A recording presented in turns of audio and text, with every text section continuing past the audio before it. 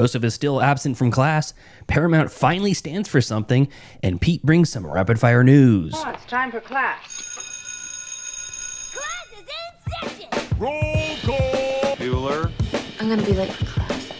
Bueller? Am I hallucinating here? Just what in the hell do you think you're doing? I'm late for class. You are mine now. You belong to me. Did you study for the test? No more complaining. No more Mr. Kimblett to go to the bathroom. Nothing. There is no bathroom. Hello, classmates, and welcome to another episode of Middle Class Film Class. I'm your host for today, Pete. I'm Tyler. And no Joseph over there. He's skipping class yet again. Yeah. But we have a great show for you today regardless. Welcome to everyone on YouTube Live and otherwise. And, of course, all the OG audio-only listeners that haven't made it over quite yet from Podcast Land. Shame on you. Yes. Shame the devil. No, I'm just kidding. But, yeah. What's up, buddy? How are you? I'm tired. Yeah? Yeah. This week kicked my ass. Yeah? How so? A lot of heavy packages? No. It's just Just in general, mental? It's the curse of a holiday week. So you get a 4-day week. Oh, yeah. And then it's fine. And then The subsequent week. once you get the next week with the 5 days, that's where it really kills me. It felt like I worked 2 weeks in 5 days. What's that quote? Don't give me that hope. Yeah. Don't give me that hope. Don't let me feel like 4-day work week is a possible thing. Yeah. I mean, also on Wednesday, I had an incredibly long walk. Yeah. So that took the piss out of me. Long walk? Why? So on Wednesday, I only worked half a day. And freaking Spotify took money out of my bank account, overdrawing my bank account. Oh, so no shit. No money to get home, and I had to walk home. Oh, no. Is it 3.5 hour walk. Oh, my God. What time was this?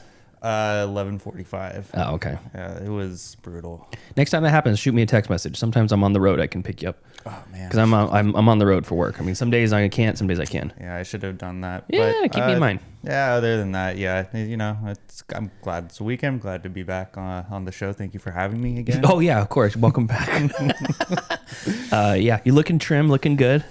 Yeah, You got the old Steelers hat on. How'd they do this week? 1-0. 1-0. Yeah, 100% success rate. Play the Seahawks. Undefeated Steelers. That sounds good. Yeah, play the Seahawks. It was a great way to start the season of pro football. And now we play the Seahawks on Sunday, and hopefully you're we preparing for a loss. I hope not. I hope not. I need to cap this week off with a Steelers win. So What's Daryl and Jamie's team? Raiders, Okay. I thought so, but I didn't want to assume too much because that could be fighting words. dirty Raiders. Yeah. I was born a Raiders fan. Yeah. I was raised into the black hole. Yeah. And it's a hard life to live being a Raiders fan, but luckily I don't follow sports anymore. So Yeah. I mean, I again, I'm a casual fan. Like, despite me wearing Steelers paraphernalia, I don't follow like the stats or anything like that. I don't even know all the players' names. Angie's in the chat talking terribly about your team. What? She calls them the Stinklers. Oh yeah, yeah. That was funny. Between the Stinklers. bad movie reviews and now trashing your team, That's I okay. don't know, Angela. Stock is falling. Your stock is falling. Hey. Do you notice I'm decked out in my Ernest P. Worrell gear today? Check it out.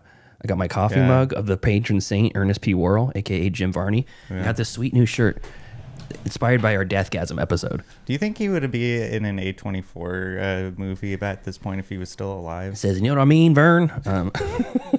For all you kids, go look up those commercials. Yeah. He should A24? Yeah, like a neon picture. I don't know. It's kind of hard to say because, yes, he should be in everything. But the other thing, too, is like the character of Ernest P. Worrell seems ageless. He seems like a god of sorts. He's like the Tom Bombadil of our world. Because I never saw late He was there when the stage- first raindrop fell. I never saw late stage Jim Varney play the character. So as he got older and sick and whatnot, you never saw like a gray-haired, frail, old Ernest P. Worrell. He was always very equipped, you know? Well, it's like Neil Young said, it's better to burn out than fade away.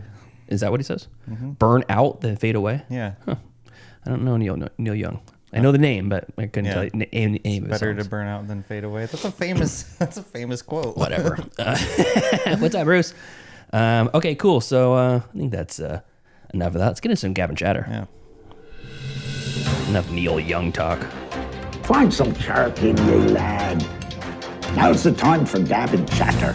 Gavin chatter. Movie news of the week. Tyler, what do you got? Well, a stunning development in Hollywood. The Paramount Studios, they said that they are boycotting the Israeli Film Institution. Even we're going talking- as far as to condemn it. Now, we were talking about in Deathgasm how it was a New Zealand film board sponsored movie. Yeah. And a lot of countries have their own like film board. They'll pay artists to make movies and whatnot for the betterment of the economy or propagation of their culture or whatever. So Yeah. Israel's got their own, huh? Yeah, apparently so. How much of And it's propaganda, you think? I would say probably a lot. There's probably a lot of Okay. Israeli propaganda. All right. This happened just yesterday on 9/12. Oh, cool. It was so. Never forget. I think. Well, no, I think they waited till 9/11 passed so they can make the announcement. This is coming from ScreenDaily.com. Paramount Pictures issued a statement condemning a pledge by thousands, including leading industry figures, to boycott Israeli film institutions. The statement says, "At Paramount, we believe in the power of storytelling to connect and inspire people, promote mutual understanding, and preserve the moments, ideas, and events that shape the world we share. This is our creative mission. We do not agree with recent efforts to boycott Israeli filmmakers. Silencing individual creative artists based on their nationality does not promote better understanding or advance the cause of peace. The global entertainment industry should be encouraging artists to tell their stories and share their ideas with audiences throughout the world. We need more engagement and communication, not less." I think that's a pretty bold statement on Paramount's behalf. I agree with all of it, but Yet they- Paramount sucks. Yet they haven't condemned Chinese propaganda yet. Dear leader, your glorious movies are still allowed on our Paramount streaming services, like Naja and Naja 2 and the rest. I mean, as detestable as Paramount is, that is a very good statement on their behalf. I agree with exactly what the statement says. Yeah. I am wary of any large corporation making like a moral stance on almost anything, because almost always the motive behind it is a monetary one. Right. Which is fine, because I mean, as long as we're still living in a capitalist culture, money speaks, or as my grandpa used to say, money talks, bullshit walks. Yeah. So I mean, I think it's not a disingenuous statement that they issued, but it's like their business practices are kind of shitty. So like, on one hand, I'm glad that they are supporting the artist rather than the Israeli Film Institution, silencing creatives and whatnot. well, it's similar to boycotting a movie, but like not watching a movie or boycotting a movie specifically because like one person involved, like a main actor or something, is or like a director. A director is like Woody Allen movies. accused of whatever impropriety it may be. At some point, you do have to draw a line and basically vote with your dollar. Yeah. But there's 1,000 people potentially that could have participated in making that movie, or even a couple hundred people who participated in that. Right. So if you look, how deep do you want to go down that rabbit hole? Yeah, I mean, we had a similar discussion about like boycotting certain movies or directors and actors a while ago, and I think that it's nice to see a corporate giant taking a stance because they usually have the bigger bat and can force a change. What's Taylor Swift had to say about this? That's what I want to know. Well, let's see. I mean, we're all waiting on a bated breath. Bated breath. I'm joking. She's getting married too. That's crazy. Oh, fuck. I was really sad. Are you sad she's off the market? That's I like thought I had a chance. it's like when I found out Isla Fisher was divorcing Sacha Baron Cohen. I'm like, oh boy, here's my chance. That's interesting. When I first saw the headline, I thought it was because they don't support the conflict going over there between Israel and Hamas. But Conflict, genocide. Well, yeah, I mean, but it's a conflict though. Sure. Yeah, there's genocide involved, but again, it's a conflict too. It's like calling cancer an illness. Why does it need to be nitpicked? I'm just saying. I thought it was in response to those tragic events that are happening over there. But no, it's just because the Israeli Film Institution is silencing creatives, and So this is not about it's not about the conflict yeah, it's not about the conflict. that It's you about, minimalized by saying it conflict. I didn't I'm minimize just kidding. it. So Yes. it's not about the conflict. It's about censorship. Yeah. Oh, Yeah. That's So less cool. Still cool, but less cool. Well, I mean, I think it's a significant. I think it's significant coming from a faceless corporate entity, especially as one as slimy as Paramount. I mean, it's good to see. It's good to finally see like a small victory for creatives when the world really goes against creatives, yet we consume their product as well. I mean, it just So good on you, Paramount. Still not a winner in my book, but it's nice to see the winds change direction a little bit. Yeah, it's cool. A little slight breeze. Dig that. I Anything else? think I had something else as well. If you don't, it's okay because I got a few topics that I can okay. cover. Well, actually, you say about how money, money speaks and stuff like that, and how. Well, I was just reading. This morning I was looking to see if I could watch the new Danzig movie online. New Danzig movie? I didn't get to watch the last Danzig movie. Yeah, the Death Rider House in the House. In the House of Vampires. Yeah. Uh-huh. You can't watch it anywhere. It's I know. so bad. Death Rider is the name of a character. Yeah, Death Rider and the House of Vampires. Yeah, and you can't love that. But because it's so shitty, now us That's Danzig, bullshit. Now us We need Danzig, shitty art too. Yeah, I know. Yeah, that's all I got though. That's all I got? Okay, cool. All right, so I'm just going to go through a couple of stories because there were some interesting headlines that I think are, for the most part, worth sharing, but not spending a whole ton of time on. So first off, you knew that Fran Drescher was the head of SAG-AFTRA for a long time? No, she was she was the president of SAG-AFTRA, specifically during, it was discovered to me or revealed to me when we had the writer strikes, because there was a lot of talk, and she was basically giving the stance of the writers and giving a stance of SAG-AFTRA and, solidarity with the writers, et cetera, et cetera. Yeah. So there was a vote just recently, and our old friend Samwise Gamgee, Sean Astin, is now the leader of SAG-AFTRA, the president. So what does he do? Like, what does the president do? What does the president do in the United States? Who the fuck knows? Himself? He gets that pass? Yeah, stirs up rivalries between the two sides. I don't know. I have no idea what they do. Maybe and I don't think it's necessarily like a symbolic thing. I was gonna say it sounds symbolic. Like they just decree that you're the president, and what's the I should hit up Elijah and ask him what the day to day is for Sean Astin. Why did you just ask if you can hit up Elijah? Why don't you hit up Astin yourself? I don't have his number. Oh, okay. Only Mr. Woods. So he was quoted as saying, "I feel proud and I feel determined.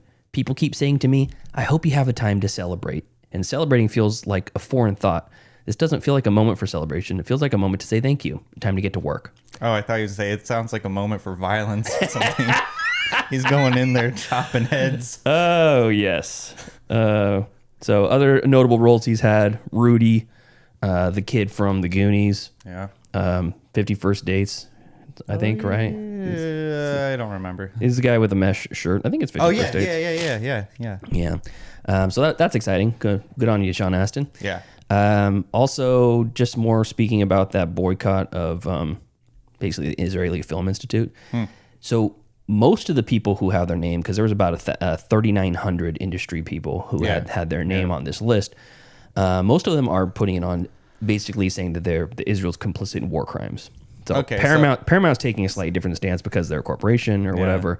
But people that are on that list also, I'll name a few: Yorgos Lanthimos, Ava DuVernay, Adam McKay, Boots Riley, Emma Seligman, Joshua Oppenheimer, grandson of J.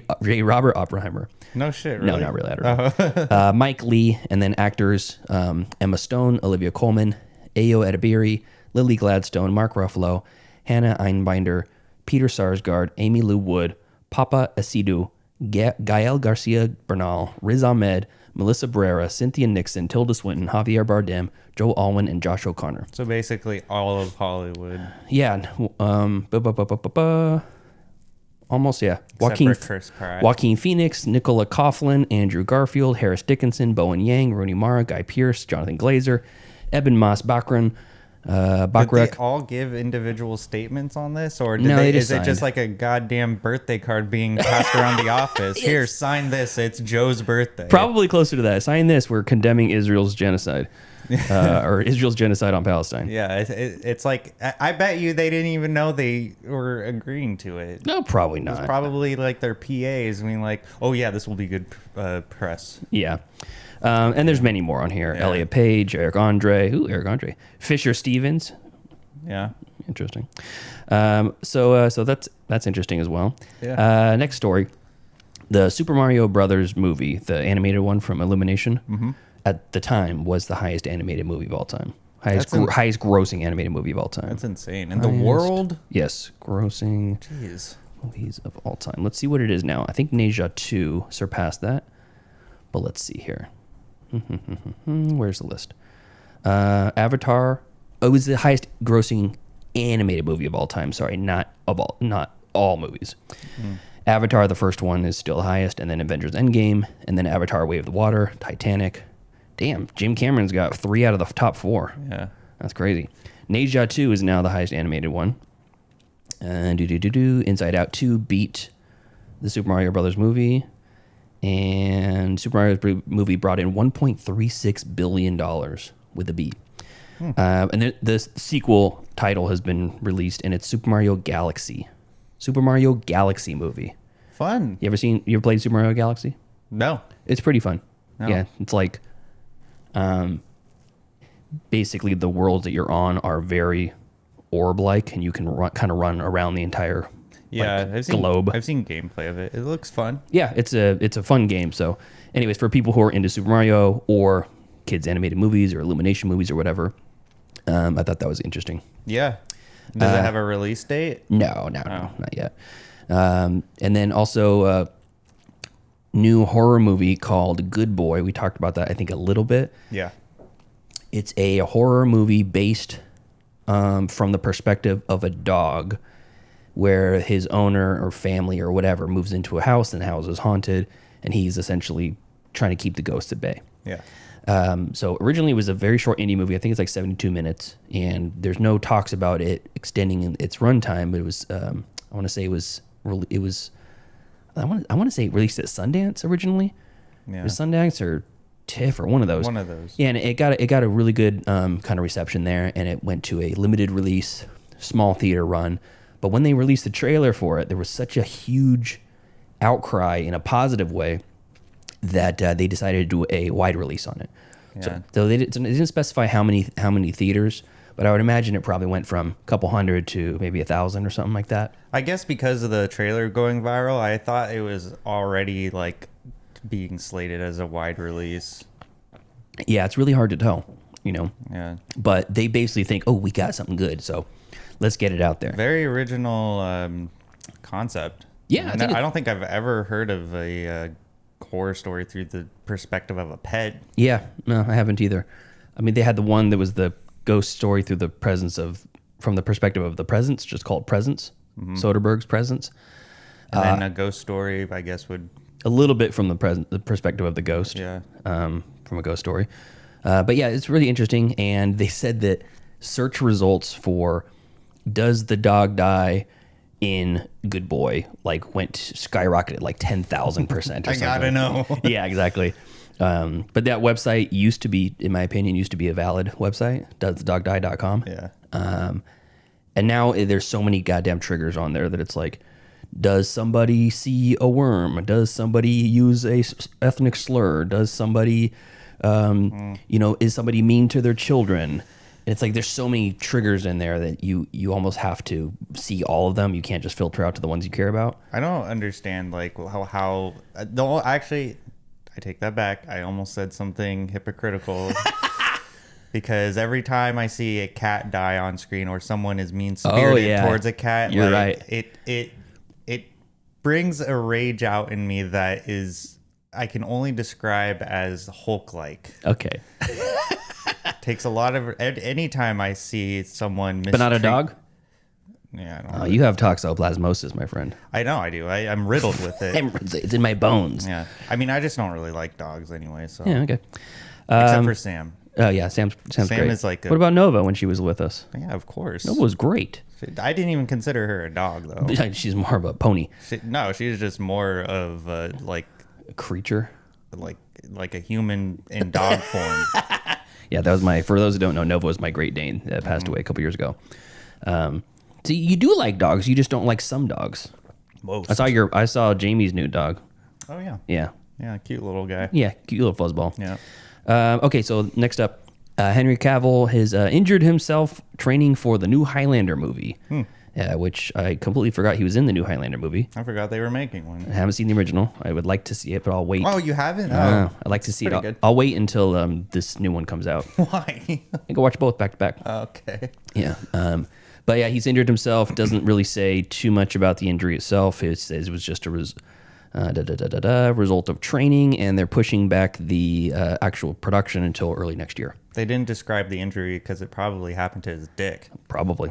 Probably broke his Most dick likely. on set. Dicks and a half. Yeah. I think so.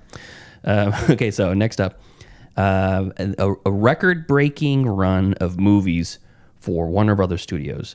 This is the first time it's ever happened that Warner Brothers has premiered 7 movies in a row that debuted over $40 million on their opening weekend. I thought that was kind of interesting. 7 movies? 7 movies in a row. What were the movies? So let's see here. Okay, baby, through the turn. Here we go. Okay, so Sinners, 48 million.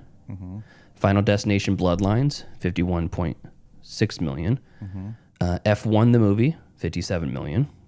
Superman, 125 million. Zach Krieger's Weapons, 43.5 million. And 2 more.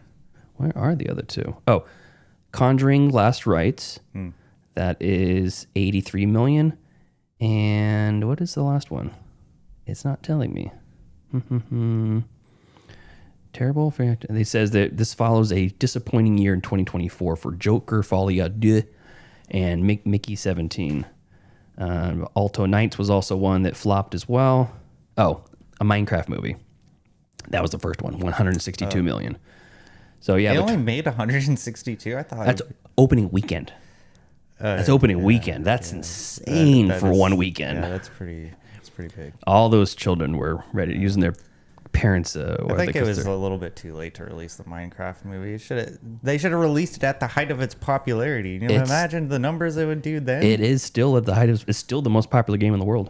Is that right? Yeah, it's crazy. I played Minecraft with my 11-year-old nephew sometimes. Okay, let's see here. Let's see what Minecraft movie actually made. Oh, it's just short of $1 billion. $957,800,000 right now. Wow. Holy shit! You do a re-release, they're gonna break $1 billion. Well, it was a good year for WB, I guess. That is, yeah. I When mean- are they gonna condemn Israel? That's a great point. Yeah, exactly. They're only skating on their the Batman affection that I have for them. Yeah. So. I don't know. That sentence didn't make it. I don't know what I was saying. So yeah, that's everything I got. You ready for some stream picks? Yeah. All right, let's do it. Movies. Brucey. Watch a movie? Yes, I do. Disney Plus. Oh, HBO Max. If I don't get the pick, show's over. I have grown accustomed to Hulu Plus. Amazon Prime. I like Netflix. You found the pick. Streaming picks. Movies that we watched on our streaming services this week that you can watch on yours too. Tyler, what do you got? I got 2 picks All this right. week, and 2 movies I haven't seen, so they're not rewatches or anything. Oh, exciting. First one, I'm gonna go from worst to best. Okay. First one, Friendship with Tim Robinson and Paul Rudd. Oh, not a fan? No, let me just pull up my Letterboxd review. See what my thoughts were on September 7th. I gave it 2 stars. Mm-hmm. While I love the comedy of While I love the comedy of Tim Robinson and I wish Paul Rudd was my uncle, this movie overstayed its welcome. There is a good idea there for a sketch, but not a full-length film. I did laugh, but it was pretty stale overall. Yeah, I agree with you, Tyler. Congratulations. I thought it was the on paper the idea is funny. Mm-hmm. And I think what Tim Robinson perfected in his style of comedy is the short form type of comedy where like he has an absurdist style of comedy that doesn't build up to like a climax of a joke or a punchline, I guess. It just you're in. It's immediately the punchline. It's immediate. Okay. So that works great in like a 4 to 7 minute sketch. Okay. And with the story that he wrote for Friendship, that would have been a great even 10 minutes. Mm-hmm. Like I'll be generous in 15 minutes. If it was like a 15-minute small short thing, that would have been fine. And it would have hit all the points, and it would be just as funny as I Think You Should Leave and Detroiters. Mm-hmm. But were it to be, I think it was like almost a 2-hour movie. Okay. Or I think it was an hour and a half. I think it was an hour and a half, but it felt like 2 hours. Okay. There is funny scenes. I'm not saying it's a bad movie. I just think that the story doesn't justify a full length film. Okay. So it's funny, and I think what's your favorite part? When he takes his wife to the sewers and she gets lost. You like that whole subplot or just that scene? That whole subplot was hilarious. That was my favorite part of the movies, when the wife gets lost in the sewers. Nice. It was so great. I think him and Paul Rudd really have great chemistry on screen. Mm-hmm. And again, great idea on paper. I think it just should have been condensed to like 15, 20 minutes. Mm-hmm. And then it would have been a lot more potent. But yeah, so I don't think I'll be revisiting the movie. I'll watch clips from the movie though. Okay. That's what I'm trying to get at. Okay, that's fair. And then that is streaming on HBO Max. I was privileged enough to watch it at my parents' house while they were away getting. I was just gonna say, how'd you watch that? Getting the new dog. And then my second. I should have pulled it up. Hold on. Where am I? Yeah.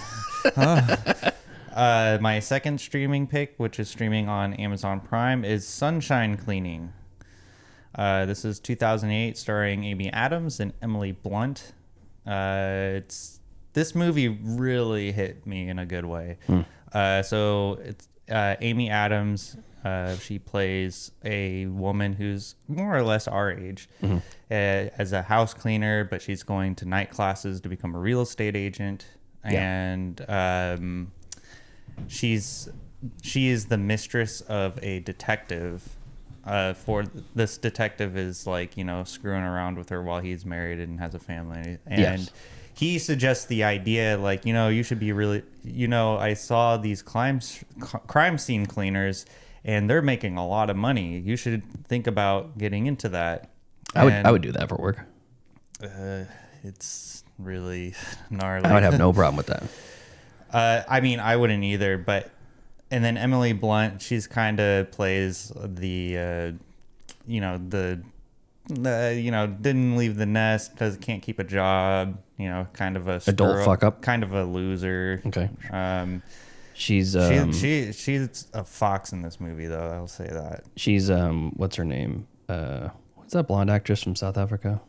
Not Katherine Heigl. Heigl? Not Katherine Heigl. The other one. Not Scarlett Johansson. Brie Larson? No, she's in Alien Covenant. I'm having a brain fart. It's okay. Continue. Anyways, well, now I'm like waiting. Now I'm having the brain fart. It's contagious. Who is this? Who is this person? Dakota Fanning? No. What the fuck? Kate Blanchett? I'm just going to name every blonde actress. Keep going. I think it's Alien Covenant. Kate Winslet? Nope. She's South African. People listening to this are screaming at us right now. She's a huge How named can you actress. not find this information right now? I'm looking it up. She's like must be way down bottom. Was she build or not? something like Was that. she not even like in the?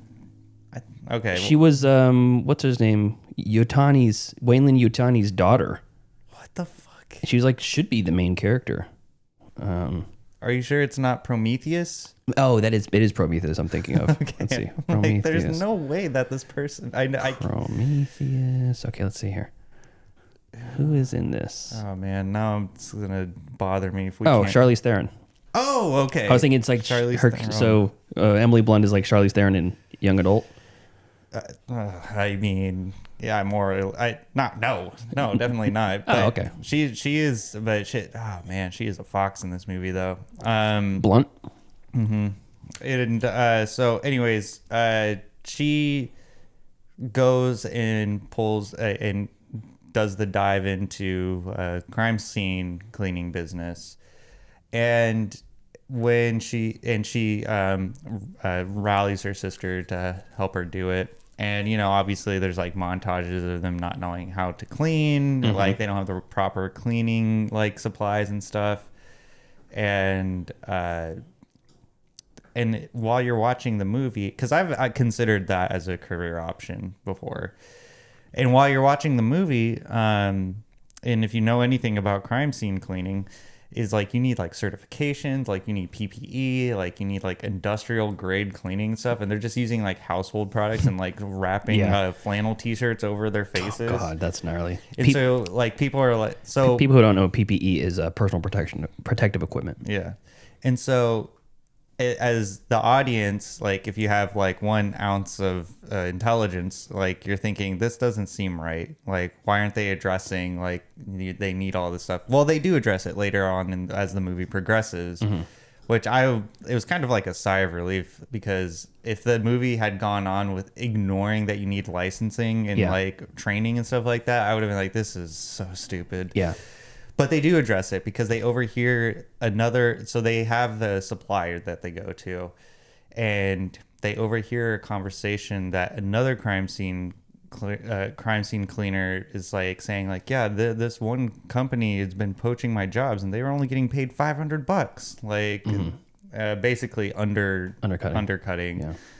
And so once they heard that, the guy like gave the girls a couple of binders on like what you need, like what certifications you need and the equipment and stuff. And so then they start doing it, and then it sort of ends with the house burning down. Hey, don't spoil it for everybody. People want to watch this movie. This movie came out in 2008. It doesn't matter. Anyways, you said it affected you positively. Like what about it was so good? I think it was very realistic in terms of acting. I mean, them playing people that are like my age, like kind of like in that like weird sort of in between of like getting more mature, but still. My friend, you're a grown ass adult. Having a youthful disposition to them. Okay. And so it's like navigating through that time period I really related to. And I love that they were playing people just like me, like 19, 21-year-old. No, they looked like they full life ahead of us. They youthful, full of piss and vinegar. they looked like our age. Okay. So yeah, it was a really good movie, and I came out of there feeling like this is a movie that I could revisit. Nice. I've heard good things about it. I haven't seen it. Yeah. And the concept sounds fun to me. It is. People who have no business getting into that business. Yeah. And I mean, and if you're considering a career in crime scene cleaning, it's not just cleaning up crime scenes. Like you're cleaning hoarder houses and other disgusting things that the human body can project out into the world. As long as I could have my respirator, I'm fine. Because it blocks out all the smells pretty much. Yeah, or you get like the peppermint thing that you can put under your nose, like in Silence of the Lambs when they're examining the body. Hey, your madre's in the chat. Hi, Jamie. Yes, I see. The Ugly Truth, UGLEE. For the text, Tyler. Ugly Truth podcast. Go check it out. Yeah, you better be sorry. What the? Hey, that's your mother. I'm just kidding. That's your mother. And easy. I think. I think that's it. I've been watching a lot of Tires, the show Tires. I've heard that's good. I'm rewatching it again. God damn it, it's so funny. It's so funny. Like Shane Gillis, Gillis is funny. Has grown to me as one of my favorite comedians. You know what I like about him is that everybody thinks he's like a MAGA, total like complete right winger. Why would they think that? Just because he's not afraid to joke about things, you know, he doesn't make like other ethnicities or marginalized groups the butt of the joke, but he will talk about it openly. Yeah. You know, he'll work some of that stuff into jokes. Where most of the time, if you mention the handicapped community or other ethnicities or whatever in your joke, it's basically punching down to them or whatever. He doesn't do that. He's just incorporates it into his stand up. Yeah. So then he goes on all these right wing podcasts with all the other comedians, and they try to joke like that, and he's like, "Why is that funny?" Yeah. Oh, is the joke that the guy's got Down syndrome? Is that what's funny? And everyone just like kills the mood. Yeah. I love it. Yeah, he does associate himself with a bunch of right-leaning people, which I think he looks like one of those guys. I think that's where he gets his material. Is hanging around those people. Probably making fun of them. Yeah, like he's the undercover. Yeah, it's great stuff. So yeah, your mom says, "Hey, I made you." Gross. Hey, that's all I got. Okay. All right, so I have some good streaming picks for this week. Besides the movie of the week, Deadly Spawn, which is I'd say it was a great movie pick. Yeah. I went to the Crest with Joseph and the girls. It was a girl trip. We were dragged along to go see Twilight Saga: New Moon, the second in the Twilight series. Oh. At the fucking Crest. And I thought, this is where I would say where was my invite, but I'm glad I did not get invited. I thought for one moment, oh, Tyler should be here. There are so many goth chicks here. He would be drooling over in the lobby. Oh, I already have a love. Oh, yes. And is she goth? Yeah. Spirit. Okay. But we watched it, and it was actually a really fun experience to watch in theater because those historic theaters, like the Crest is a historic theater. It's old school. Yeah, the chairs are a pain in the ass. High auditorium, terrible comfort level on the chairs. Yeah. It's an old school little concession stand. It's nothing special. The screen is small. The sound system's okay. You said this was at the Crest? The Crest, yeah. And but it looks cool in there. It's very cool. I mean, it's a vibe for sure. Yeah. You're not there to watch the movie. You're there for the experience of seeing it in theaters with other people. So you're kind of encouraged to joke along and laugh along and hoot and holler throughout the movie. Right. You know, depending on what the movie is. I saw Aliens there years ago. Phenomenal. Great movie. Did we go together? We might have. I think we did. And you know, when Bill Paxton's saying, "Game over, man, game over," everyone's laughing and clapping and stuff. And then when she says, "Get away from her, you bitch." Yeah. Pandemonium. Yeah. The entire theater, pandemonium. Yeah, that's mostly the vibe with all those legacy movies. Correct. So for this one, Twilight Saga: New Moon, the first scene when Bella's dad, the police officer, comes onto screen, all these horny goth chicks are like, "Woo, Charlie! Woo!" Charlie. Yeah, clapping like maniacs. Every time a vampire takes their shirt off and there's jorts, they just are going crazy. It was a lot of fun. Really a lot of fun. Cool. Yeah, so anyways. So you watched Twilight. Twilight Saga: New Moon, second one. When I agreed to it, I thought it was the first one, and I'm like, oh, cool, I can see the baseball scene in the theaters. It wasn't even that one. All right, so I'm going to go worst to first. in the spirit of B movie September, I watched a proper B movie, and suspiciously noticed that it wasn't on your streaming pick list, Tyler. Crackoon. Oh yeah, I meant to tell you I didn't watch it. Well, I'm finding out now. No. I suggested it specifically because I know all you have is Amazon Prime. I actually don't have Amazon Prime anymore. What the fuck? If you work for Amazon, you get it for free. Nice. I don't know if that's true or not. I don't think so. Probably not. So anyways, I watched Crackoon.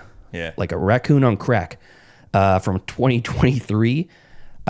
This movie's not good, but it is very fun. Okay.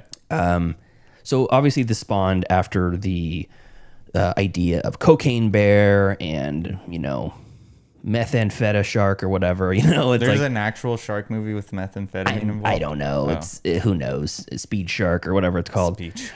And it's like an animal finds drugs and does the drugs and starts killing people. That's the concept of all these movies. Right. And Crackoon was...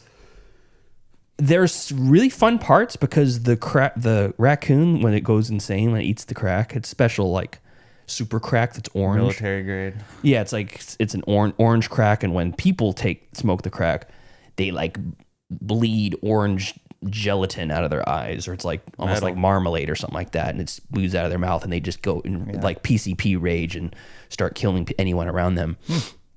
And these drug dealer, they're getting pulled over by a cop. He throws his bag out the window. And the raccoon comes up and eats like the crack, and then when they go to find the bag to get their crack later, It's empty. They see the crazed raccoon with the orange eyes, and it starts killing indiscriminately. That was fun, and the puppet of the raccoon is so ridiculous. It's so shitty in a fun way, not like they weren't trying, but it was just very clearly very DIY. Yeah, and the people they had playing a lot of these like drug addicts looked like legit drug addicts. Like a couple of the guys just didn't have any teeth in their head whatsoever. And then the ones that weren't legitimate drug addicts that were playing like the drug dealers were trying really hard to be cool, and it was not cool. It was one of the worst set of acting performances I've ever seen. The positives about this is that there's a lot of great fun kills. They do some good fun gore, very DIY gore. But it is fun. Like there's a point where, spoiler alert, they kill the raccoon, and she shoots him with a shotgun, and his head explodes, and the gore of that puppet's head exploding was really fun. And then the character who shoots the raccoon, she is blasted with a hose of blood that looks like someone was literally like 6 inches off screen threw a bucket of blood on her. It was, and then immediately followed up with a high pressure hose of blood just misting on her face. Nice. That was really fun. The bad things was that there's three actresses in this at least that are like wannabe porn stars they're really like, oh my gosh, maybe I'll just wait for you to come over and I'll get naked, and then they're just like hanging around with their like tits hanging out, walking around, and very in an annoying way. It was. How is that annoying? You'll have to watch it and find out. It's annoying. I don't know. Man. And there's the sex scene. The first time you're like, oh, there's nudity in this. There's a sex scene between two of the characters. One of the most insufferable characters I've ever met in my life. This guy, and then his goth girlfriend. And in the sex scene, she's on all fours, 100% naked. Nice. Easy. Your mother's watching, She's still here. Okay. Oops, sorry. Can't handle my drops Doesn't today. take away the fact that a goth girl on all fours is hot. Yeah, so she's on all fours. Nice. Go on. And the guy's behind her, right? Now you're talking. It's like doggy style, as they say. Right? Okay. Yeah. His underwear's on still. Oh. Maybe he just likes the idea of it, but... No, Or is he a never nude? No, they're clearly pretending like they're having sex. And this poor woman, actress, This poor 100% nude. Wide shot too. No like creative cuts, no covering up. And it's a pretty long take, and the guy's over there in his fucking boxer briefs. Yeah, like pretending like he's having sex from behind. Yeah, he pulls his bird out the window. No, you see him back off because he's like, hold on, I go to the bathroom. Underwear's fully on, no dick, no schlong out. Yeah, I just sounds feel like he doesn't want to commit. That's what I'm saying. Commit, boy. So that was annoying, and that was annoying. But ultimately, it was like you kind of know what you're getting with a movie titled Crackoon. Yeah. Like 1.5 star D, maybe a D plus at the most. That's unfortunate. Yeah, I mean, it could have been much worse, but it was definitely it lost me. And then there's some. With the title like that, there's some poop jokes in there I didn't appreciate either. All right. So it's streaming on Amazon Prime. Let me see if it's streaming anywhere else. The fuck is this layout? Yeah, Amazon Prime, Fubo, Roku, Hoopla, Pluto, and Arrow. All right, next up. Next best movie is one we covered on the show, and I'm not going to revisit it again, but just to say that it is streaming right now. It's Suspiria 2018, Luca Guadagnino's remake of the Dario Argento classic. Yeah, love this movie. Yeah, streaming on Amazon Prime, still holds up. Yeah. And I forgot it was Dakota Johnson who's the lead. Yeah. And I'm thinking, why does that chick look familiar? Yeah. Oh, hey, what's up, Angry Otter? How you doing, buddy? Yeah, that movie was so good. I watched it like 3 times. Yeah, it's not anything like I expected a remake of Suspiria to be, and I think that's good. Yeah. So we've talked about it, at length on the show before. If you want to find that, go look at the old episodes. So I won't do it again, but it is streaming on Amazon Prime. I think that's worth talking about. I think it was distributed by Amazon Prime. I think it's always streaming there. I think so. I think you're right. Yeah, Maybe. I think it's always on there. It's always on, like Denny's, always open. Yep. Next up, streaming on, let's see where this is streaming. Also Amazon Prime. Oh, wow. The Bike Riders from 2024. So this is a Jeff Nichols movie. Are you familiar with Jeff Nichols? Yeah, me and Jeff go way back. Okay. So he's made a number of really interesting movies. He did Take Shelter, the Michael Shannon movie, where he's like prophesizing that there's going to be a storm coming and you all need to, get in your bunkers or whatever. I don't think I heard of that one before. Midnight Special. It's the one with the kids got kind of special powers. Mud with Matthew McConaughey. And there's some other ones too that I haven't seen, like Loving from 2016.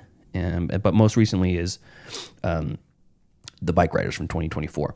Heard anything about this movie? No. Austin Butler is in it. Who else? Tom Hardy. Tom Hardy's in it. And what is the woman's name? Jodie Comer. Yeah, I didn't recognize her at all. Michael Shannon's got a moderate-sized part. Mike Faced, Boyd Holbrook, who's great. There is a lot of people you would recognize in this, and other people that you're like, I feel like they look familiar. And I looked him up, and I couldn't tell anything he's been in. It's set in mid-60s, mid-60s, maybe early 60s. Uh-huh.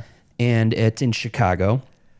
And this is told from the perspective of a documentary bookmaker who is interviewing people from this motorcycle club in Chicago in the 60s. And the fictional... Oh, I've heard about this movie. Yeah, the fictional club is called the Vandals. In the real world, they were something else, but when he made it into the book, they used the real photos and real interviews from the people. So he's basically like tape recording audio of these guys and photoing them. So sorry to cut you off. They were basically telling the story of how Hunter S. Thompson wrote the Hells Angels book. This is a different book. I'm sure maybe Hunter S. Thompson also had a book similar to that. Yeah, I mean, that sounds exactly, because Hunter S. Thompson hung out with Hells Angels for a period of time and then wrote a book in the mid-60s about the motorcycle club. It's like one of his more famous books. Okay, let's see. Hells Angels, a book. The Strange and Terrible Saga of the Outlaw Motorcycle Gangs is a book written by Hunter S. Thompson, published in 1967. So this other book was published 4 years before that, in 63. Is this is this... The movie is based off of the real book that was made. Got it. Yeah. So similar to what that happened, but this happened 4 years before. Okay. I thought it was all fiction. No. Okay. This is a retelling of that, but they just changed the name of the gang to the Vandals. I don't know what the original gang was called. But this is it's interesting because most of the people who I heard who didn't like this complained that the accents are ridiculous. But it's Chicago. Yeah. And it's old-timey Chicago, so the accents are even more ridiculous and over the top. Yeah. And Tom Hardy loves himself a goofy accent. You know, he's got Legend, where he plays the twins, the British twins. Mm-hmm. He's got Bane from Dark Knight Rises. Mm-hmm. And the Bike Riders. And his accent is goofy as fuck. Yeah. All of their accents are pretty goofy as fuck, except for Austin Butler. What was that one movie where he plays like a gangster? Tom Hardy has like kind of like a weird accent. Can't remember. Lawless? Maybe. The one where the brothers are invincible and he gets his throat slit? I think so. And I don't know. survives it with Shia LaBeouf? Yeah. That's Lawless. I think so. But yeah. Anyways, I loved this movie a lot. That was great. I think it was getting middling reviews from a lot of people. Like the highest number rating is on Letterboxd is 3.5, followed by a 3-star. This is like a 4.5 star movie. Wow. Like right now it's a 4-star movie, but it could go up. Angry Otter says Lawless. I'm right, but those are Angry Otter's great uncles. What? That's cool. That's awesome. I want to see the birth certificate. Goddammit. I want to see photos. Also, no, I haven't started taking it. I have it sitting on my entertainment center, waiting for Brianna to basically be down to start a new series. Michael lent me a series called Taken. It's like a UFO abduction series that Steven Spielberg produced or something like that. Oh. Super exciting. I can't wait to watch it, but we don't watch that many series, and when we do, we're going to watch them together. So we had it's like a group effort to start those things. So, anyways, Bike Riders, phenomenal. I thought it was really good. It's a total vibe movie. It just drips with like this really cool old school appeal. And I don't know anything about the motorcycle world, but I do know a lot of stuff about the old school car world and car shows in general. And this is a great car movie. Mm-hmm. A lot of cool classic cars in here. And at one point they kind of crash a car meet, and seeing all those like what people considered cool cars back then versus like just a regular run of the mill car. Mm-hmm. And there were some incontinuities, things that I didn't quite agree with, as far as, some guy pulls up in his 1953 Chevy pickup and the paint job on it was like, that paint job wouldn't happen back then. Also, that grill only comes in chrome. It never came in black, and it was clearly like a good factory black. Yeah. Anyways, little stuff like that. It was a nitpicky, but for the most part, it was a great car movie, great acting movie, great accent movie. Yeah, I've been meaning to check that movie out. I didn't know it was called We Ride Bikes. It's not. Oh. It's called The Bike Riders. Oh, The Bike Riders. Where did you get that from? I don't know why. We Ride Bikes? I don't know why I thought that. Pull the tape back. Maybe I said We Ride Bikes. I don't know. Oh, that's stupid. All right, next up. 3 billboards outside Ebbing, Missouri. Finally caught up with this one.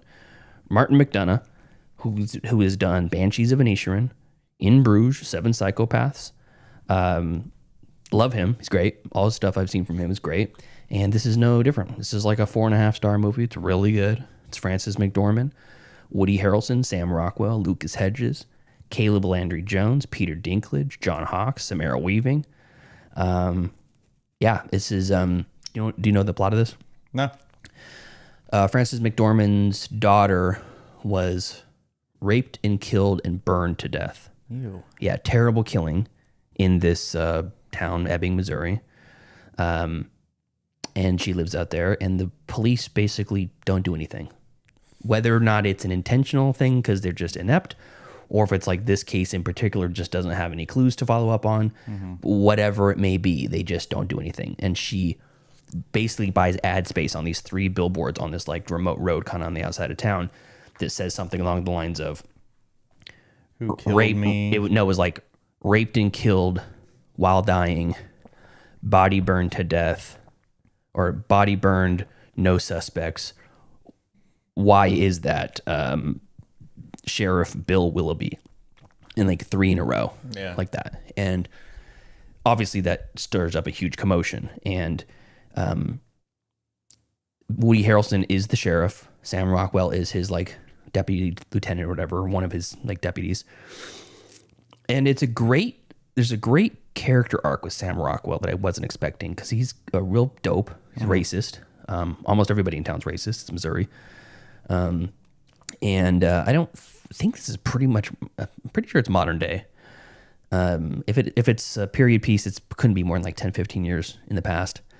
But it basically just stirs up a bunch of shit. And some people are trying to silence her. Some people are trying to say that it's illegal what she's putting up there because you can't put raped, in public, something like that. Sounds like the South. Yeah, it's like, so, but it also causes the police department to reopen the case and maybe do some solving. Oh, I think we should.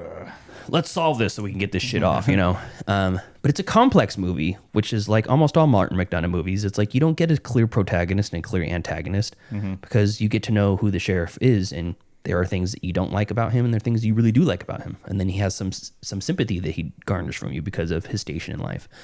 And Sam Rockwell, being the racist asshole that he is, obviously garners no sympathy. But then things happen throughout the story, and you're like, okay, now I kind of like him. So really complex movie emotionally, and great. Yeah, and Okay. Michael co-ops on it. He says, What was it called again? 3 Billboards Outside Ebbing, Missouri. And this is streaming on... Let me check Just Watch here. This one I guess we rented. It's a $4 rental. There was a scene in this that was like a monologue of Frances McDormand addressing a pastor who comes to her house to basically ask her to take the billboards down. And she says something along the lines of, gangs, when someone joins a gang and their gang kills an innocent person in the street, the person that's in the gang, whether they pull the trigger or not, are implicated in that because they chose to join that gang. Yeah. Essentially something like that. And she basically says, you chose to join a gang too when you joined the church. Damn. And That's cold. yeah. And while you're upstairs praying to your God and your gang members downstairs fucking an altar boy, you're complicit in that crime too. So how about you get the fuck out of my house? And you're like, Hell yeah. damn, hell yeah. Something along those lines. Verbally bitch slap that And it's man. Frances McDormand, who's phenomenal. So, really good movie. I would seek it out. It's worth a $4 rental. Cool. Okay. And then lastly, best of the week. Almost a perfect movie for me. Couple very small things that I laughed at that I wasn't supposed to laugh at. Other than that, really, really great movie. This is called Your Name, period. It has a period at the end of the sentence. I say that specifically because I love trivia where you can basically movies that have punctuation in the title.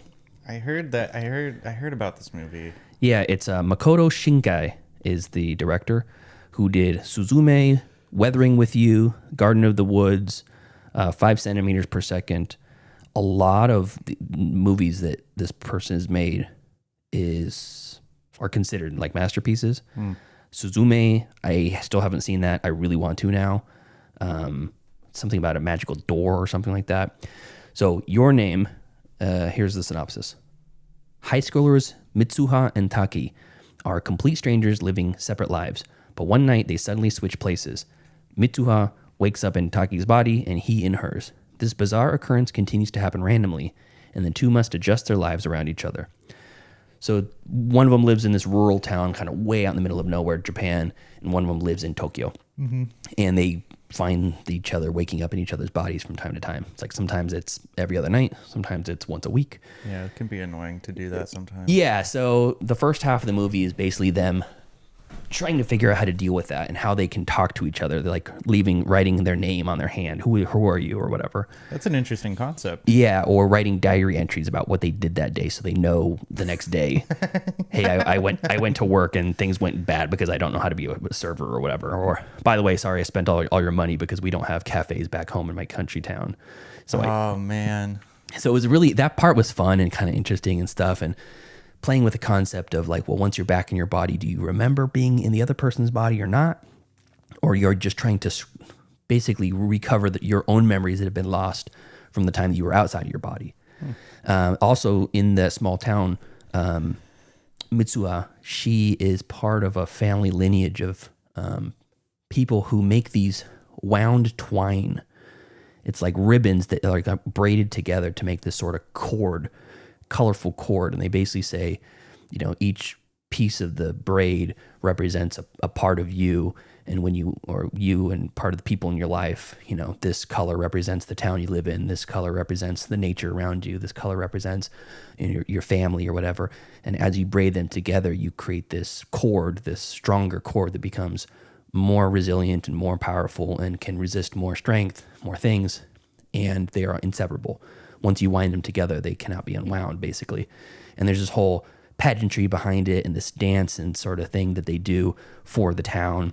And she's a teenage girl getting ready to graduate high school and wants to go to Tokyo and all this kind of stuff. And she's kind of grappling with the idea of, you know, man, I don't want to do this. It's kind of embarrassing. People from school are making fun of me because I'm like this traditional dancer and I have to dance in front of the town. And they make this rice wine, this sake, out of chewing up cooked rice and then spitting it into a box and letting that ferment. And they say that's the original, oldest type of sake. There's a special name for it. Spit wine, it's as they call it. Yeah, spit wine, basically. Because it's like once you chew it up, it becomes emulsified or whatever, and then it can ferment. And that comes into play later on in the movie, that type of wine. It's really interesting.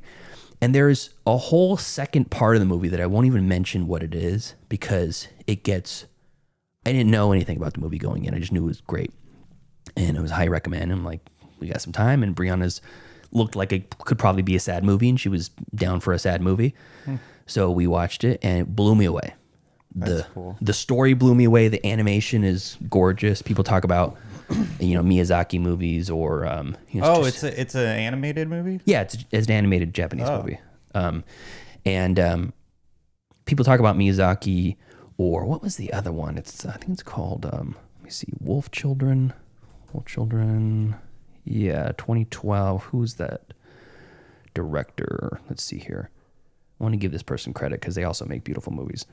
Mamoru Hosoda. Also gorgeous animation in their movies. But this movie constantly cuts back to like just shots of nature, shots of, you know, Tokyo in the distance. And it's clearly like a beautifully hand-painted background with another also intricately painted foreground, and they're shifting past each other, and you're like, it's pure art. Yeah. Pure art. And on top of it, it's a phenomenal story. And on top of it, it's very unique. And on top of it, it's very satisfying too. Yeah. So, you know, it's a high recommend. I would tell everybody should watch this movie, and it is streaming on HBO Max. Nice. Yes. So that came out it came out in 2016, actually. I'm sorry. I thought it was a recent one, but that's Suzumi, I think. So anyways, that's Your Name streaming on HBO Max. Sweet. All right. Anything else you want to say? Nope. Okay.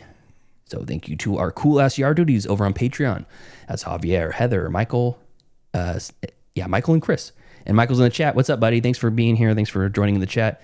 If you're listening to this right now and you want to talk back to us or give your own streaming picks and recommendations, hop in the chat. We stream live every Saturday at 12:30 p.m. Pacific time. All right. Until next time. Thank you for joining us as we gab and chatter, and we talk about movie news and all the fun streaming picks of the week. Follow us later on today if you're on the live stream as we review, what is it? The Deadly Spawn. That's it, Deadly Spawn. Second movie for a B-movie September. Yeah. Follow us on Facebook, facebook.com/MCFC podcast, and send us an email, mcfcpodcast@gmail.com. And follow us on Instagram at Middle Class Film Class and on TikTok at Middle Class Film Class. That's right. We will see you later on today or later on in the week. See you next time. See ya.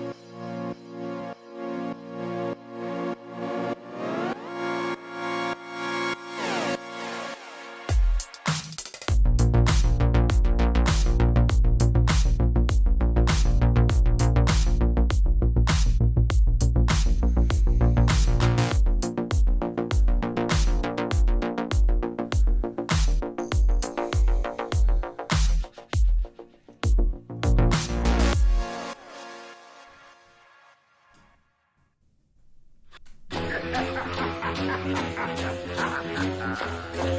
and bones and bats and bones and teenage monsters in haunted homes, a ghost on the stair, a vampire's bite. Better beware, there's a full moon tonight.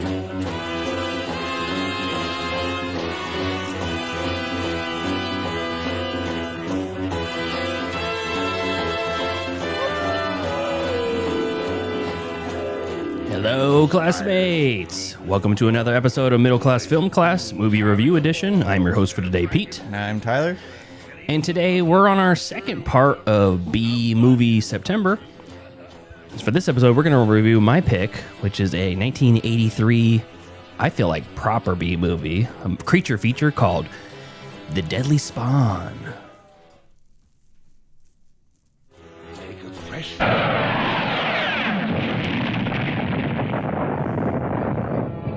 What was that? First, there was the invasion of the body snatchers. Then there was Alien.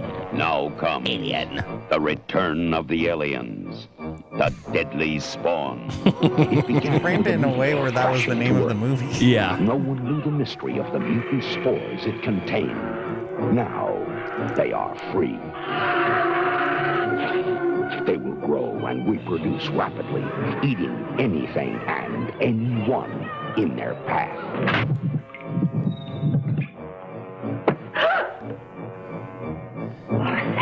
Jurassic Park ripped off this scene. Yeah.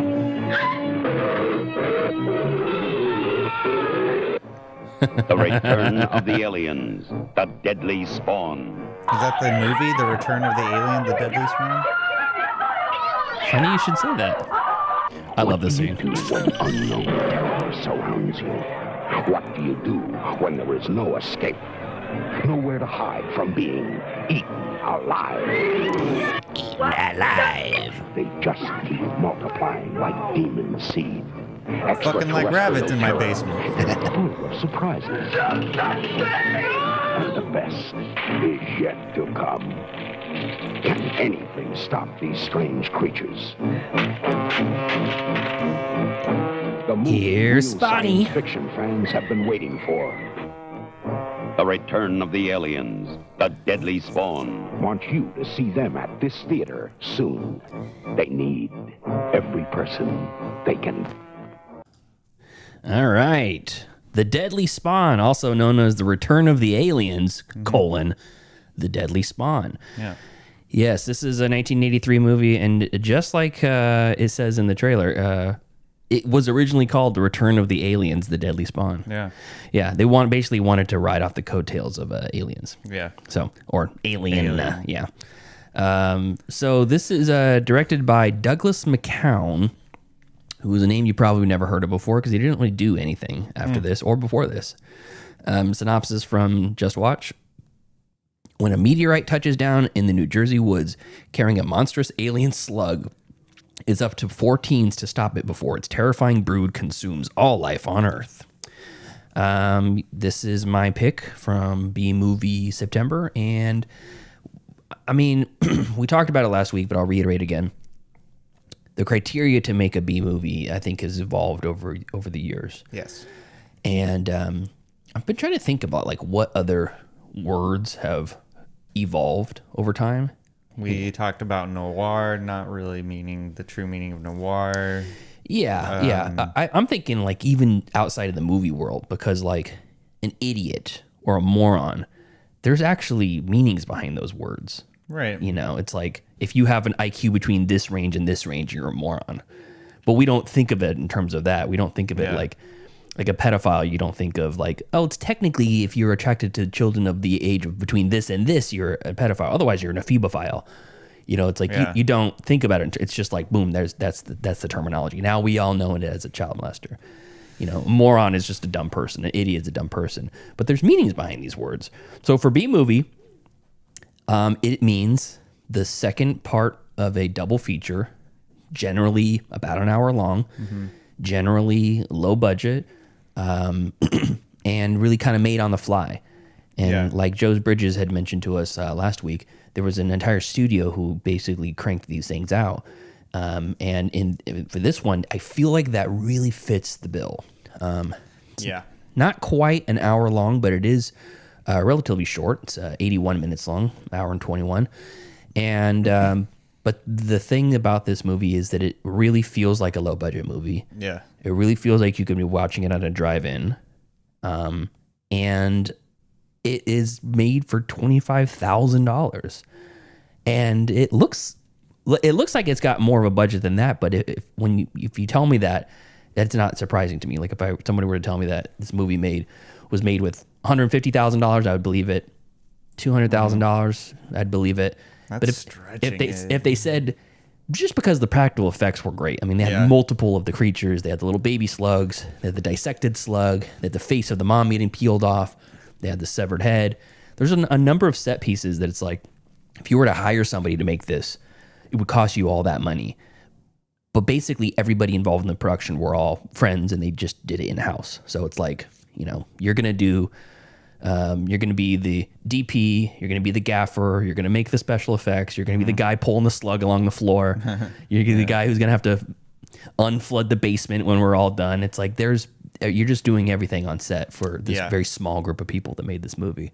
So to me, it feels like this is a homegrown version of a B movie, and I loved it. I saw it a year or two ago, I think a year and a half ago, at the recommendation of Jason from Binge Movies. And that was great. So this is the first thing I thought of when you said B movie September. So this is my pick, and that's why. Yeah. Do you want to give your review, your initial thoughts? I think this was a very classic. Probably like if you looked up a B movie in the dictionary, this movie probably would be in a list. Even though it was never shown as a B-side or a second movie of a double feature, it feels like it's right. Yeah, it fits the bill for sure. It was a fun time. It was definitely a fun time. It's like one of those mystery science theater kind of movies. Sure. Where you could probably where you can like commentate on it throughout the whole movie and still not really missing much. I like the aesthetic of those kinds of movies as well. Kind of gets you in the mood especially with Halloween coming up. It's definitely given my Halloween boner a little blood. And I like how you say that. There's not really much to review on this movie other than that. I mean, you're getting what you pay for. Like it's cheesy. Acting is obviously not there. I like the graininess of the film. I think that there's a lot of I almost said authentic, but it is an authentic movie.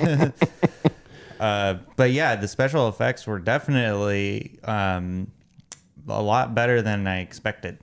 I wasn't really expecting much, but seeing like the design of the monster and some of the shots in this movie too were really cool. Like just like the silhouette of people getting killed, and then the actual like on-screen kills like were impressive for all things considered.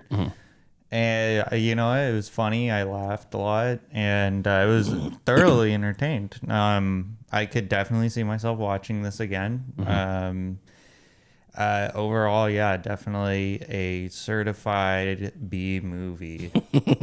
And it's interesting. I thought I would have heard of this because I like kind of those kind of it feels like it'd be up your alley. But I never heard of it. But I'm glad I watched it. So overall, very good movie. I think it's a good movie. Like if you were like having like a Halloween party, you could throw that on as background. Yeah. Like, I mean, it's a very, it's a movie where people could gather and watch. And I like movies like that. So yeah, definitely 2 thumbs way up. All right, great.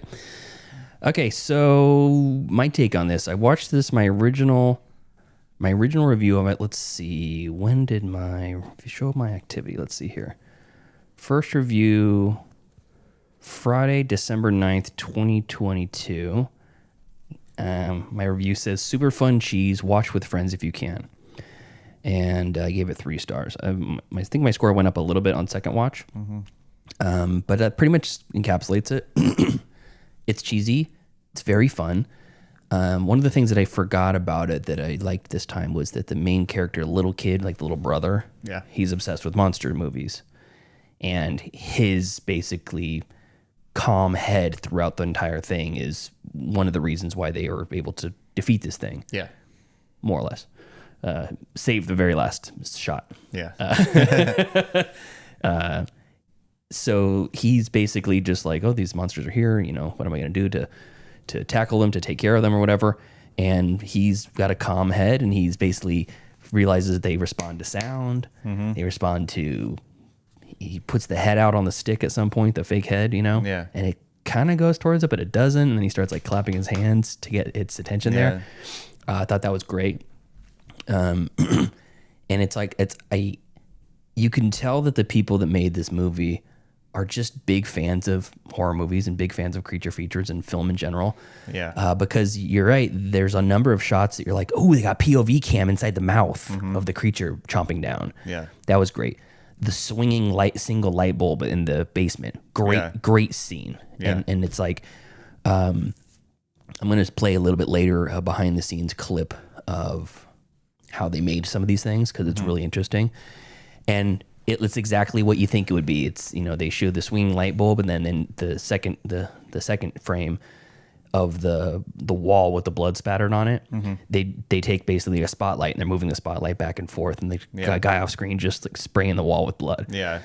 And it's like, it's so cool. Yeah. And you can have a shitty low budget movie like Crackoon that doesn't take that into effect and doesn't like try to make something substantial, that actually has good framing and actually has good shot composition and takes classic techniques and, you know, sets the film grading. It's just all flat lighting. This and all movie was a work of passion, whereas Crackoon feels like it was just a cash grab. That, or just a bunch of trashy friends making a trashy movie in the woods, because that's kind of what that movie felt like. Or like a softcore porn. I worked on Crackoon, and all I got was chlamydia. Exactly. So there's those sort of scenes, but even like the scene in the hallway where they're like looking out the door and the creature's coming at them and stuff. It's like, that's shot really well. Yeah, there's a lot of impressive shots in this movie. Yeah. So that was good. And then on top of the practical effects were really, really good. Yeah. The thing that I think is a little strange is that they have a 4K restoration coming out for this. Really? Yeah. God damn, they're restoring every damn movie now. Let me see if it's actually out yet. Can they even restore it? So, yes, it's already out. It is released by, let's see who released this one. Synapse, limited edition, rigid slipbox. Okay, it's actually out. And I looked it up to figure out, like, is it possible to have done like an upscale on this? And the original movie was shot on 16 millimeter film. And they used the original camera negatives for the 4K restoration. So it does potentially, it has the potential to upscale. Okay. I don't know, 4K, but I'm pretty sure they had it on Blu-ray before this, and it's probably enough. I think, I'm always going to be an advocate for like a VHS. I would love to have a VHS of this. This seems great. Yeah. But yeah, all the different little creature designs was cool. And it's kind of weird because you don't really see the life cycle of them, which is fine, but it kind of, you feel like it's inspired by Alien and the fact that they have the full-size creature, and then you have the little babies, which are eating their way through people. At some point, it punches out of like the stomach of the dad. And they're little like kind of slither worms or leeches or something like that, if you could compare them to something. I also think that this was, let me see what year The Dead Alive was. The Dead Alive, I think, was in 84, right? Let's see here. It's either 84 or 87. Dead Alive movie. 92. Oh, yeah. That's right. That was a 90. Oh, yeah. You're right now. Do you think that Peter Jackson took a little bit of this scene with the dinner party where the old lady's making food with each other for the custard scene? I forgot about that. That was such a gross scene. What? No pudding? I wouldn't doubt it. I mean, he's a fan of horror movies, so Yeah. I mean, I'm sure he took inspiration from I don't know, like I don't The even Return of Alien, The Deadly Spawn. Yeah. I don't know if it's if this movie had that sort of reach back then. I just don't know. But then again, I thought that about, we talk about I'm getting way off my initial thoughts. I'll just say I loved it a lot. Okay, good. Let's move on. Yeah, let's move on. I talked about how some of those old Shaw Brothers movies I've been watching through. Yeah. Like the 60s and 70s era kung fu. Yeah. From Hong Kong. There's characters in there that Quentin Tarantino directly ripped off. Bai Mei looks exactly like Pai Mei, the character in Kill Bill. And I'm thinking, who's ever seen this movie? It was recently, restored and upscaled and all that stuff and released as box sets. But before that, who'd seen it? In America. Well, I mean, they're movie nerds, so like I know that, but like what I'm saying is like in 1975 or early 1970s, before VHS was even around, how do you find a movie like that? Well, I don't think he was Quentin Tarantino specifically. Yeah, I don't think exactly. I don't think he was watching those movies back then. I think he discovered them later in his life, much like how you did and are watching them now. Okay. I mean, he'd also worked at a video store, so he was involved within the film community to a certain extent.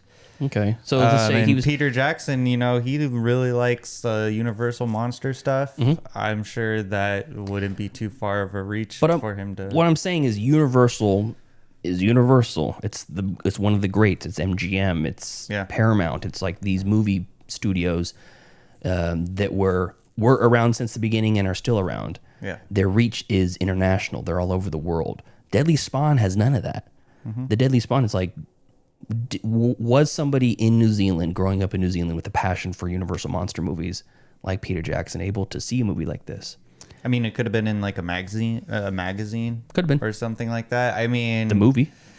Not the movie. Flip the pages real fast. Yeah, like the dinner scene. Like the yeah. Flip book. I mean, it's kind of if you have the tenacity of horror movies, you're gonna find anything that you can get your hands on. Did you ever buy bootleg DVDs when they were? Yes, I have one in my possession. Where did you get it from? Physical ones. Yeah, the one that I have, the only bootleg movie that I have, I got from Sinister Creature Con. Okay. Yeah, Vampirella. You got a Vampirella bootleg DVD? Yeah, it's not a great movie. Who'd you get it from? Like one of the booths? Yeah, one of the booths. They were just selling bootleg DVDs in the booth? Yeah. They just let them? Yeah, it was. I mean, this was like the first year it came out, so they weren't really. Sinister Creature Con? Yeah. Man, that first year was so fun. I've never been. No one knew what it was or anything, so it was just like a small group of people, and there was a bunch of booths and like 12 booths. Yeah, it was great. It was great. Next time it comes around, let me know. I'll go with you. Yeah. I don't know if they have them anymore, but I don't know. Well, the reason I bring that up is, you see in movies these creepy guys selling watches with the coat open. Oh, yeah. They open the coat and there's like watches on the inside of it, right? Or selling bootleg DVDs out of their car. Just imagine walking with a bunch of watches on your jangling around. It's ridiculous. So when I worked at the bowling alley, one of my first jobs, worked at the bowling alley in Vacaville, there was this guy who was legitimately just a creepy old guy. Like he's exactly what you'd think. Yeah. And he'd come in and he'd say, basically, so you guys want to watch some good movies? And everybody knew him as the bootleg DVD guy. And you'd go out to his car and he had a box in the trunk of his car of bootleg DVDs that were sometimes still in theaters. Oh, that's cool. And I would be like, so he was like fit. They were cams. Yeah. He was fucking, you go to the theater and record these videos and then make DVDs out of them. And I remember thinking, this guy's like a magician. He's got movies, and I didn't think anything about it. And I didn't really, the first time I bought one, well, the only time I ever bought one from him, I was like, I can't believe this guy's got a legit copy of whatever movie is out right now. And I bought it, and it was literally just a camcorder on a tripod recording the screen with this shitty audio, shitty video. I could hear people like coughing and stuff. And I mean, yeah, that's where we had to go through. And I was back like, then, man. I feel like an idiot now after I bought it, and I was like, okay, this is dumb. And I've ran across him, and I ran across a legit bootleg watch guy. Yeah. Wow. And it was funny because it was like, why am I don't run in those particular circles. I'm not seeking it out. I'm not like in a big city. I'm not like in San Francisco or, at the time I was living in Vacaville. Yeah. It's a very small, no-name town by all intents and purposes. I don't know how I came across those, but it was straight out of a movie. I thought it was funny. Yeah, I think I don't think Deadly Spawn is very. I mean, I'm sure I'm saying blasphemy by saying that it's not as popular, but I don't think it's that popular. I don't think it is either. But I think it should be regarded more within the B movie fans because this was a really fun movie. Yeah, and it's not bad because for every good B movie there is like 10 others behind it that are horrible. Yeah, like you could follow the plot A to B. You understood what was happening. Yeah, I didn't really care about really any of the creatures except for the little boy. Yeah. But I thought everybody did their job well. It dragged a little bit. It was a little slow at times. Speaking of which, let's give Joseph's review. Oh yeah. Where is Joseph? Here it is. Okay. This is from our friend Joseph Navarro. 75% of this movie is just that little kid staring at those things in the basement. Pretty accurate. This one feels like the B-est of B movies. Low budget creature feature with some great and not so great practical effects. Filmmakers showing off their ingenuity and resourcefulness is what I think makes for a good B movie, along with the camp of the content itself. Deadly Spawn isn't something I would revisit on my own, but I definitely would watch it again with a crowd or part of a double feature during Halloween season. It definitely drags at parts, but overall a fun time with some pretty gross effects visually and sound-wise as well. B+. Nice. Yeah. Yeah, so it shares the same sentiment that we have, more or less. Joe Bridges has watched this. He watched it in 2023, right around the same time that I did, looks like. He gave it 2.5 stars. Isn't that the guy who disparages my accent? Yes, yeah, it is. I don't care about his review. 2 stars my ass. 2.5. 2.5, whatever. Michael Elliott also reviewed this for two, of course, 2.5 stars, but he's on a 1 to 4 scale. So, that's right. So 2.5 stars is more like 3.25 stars. His review, I'll read it. It's a little bit lengthy, but I think it's good. It's lengthy. He generally gives 3 to 4 paragraphs for every review. That's fucking insane. Okay. Yeah. It could be a 2.5 minute Looney Tunes short or like a porn, and he's still giving it 3 paragraphs. I love this man. Okay. This is from Michael Elliott. Good mix of old-fashioned sci-fi and 80s gore about a group of kids who must fight off an alien creature that has taken up in their basement. Not only does this alien like human flesh, but it has several smaller versions that start to terrorize this small town. Writer-director Douglas McCown just has 1 credit listed on IMDb, and it's this film here, which is somewhat shocking. This film was extremely well made, and it's something shocking that he didn't direct another feature, although the bio on the Synapse DVD fills in some added details. What I enjoyed most about this film is that it's clear McCown is a major fan of the science fiction films from the 1950s, as one of the main characters here is a young boy who loves famous monster magazines, and his walls are full of monster posters.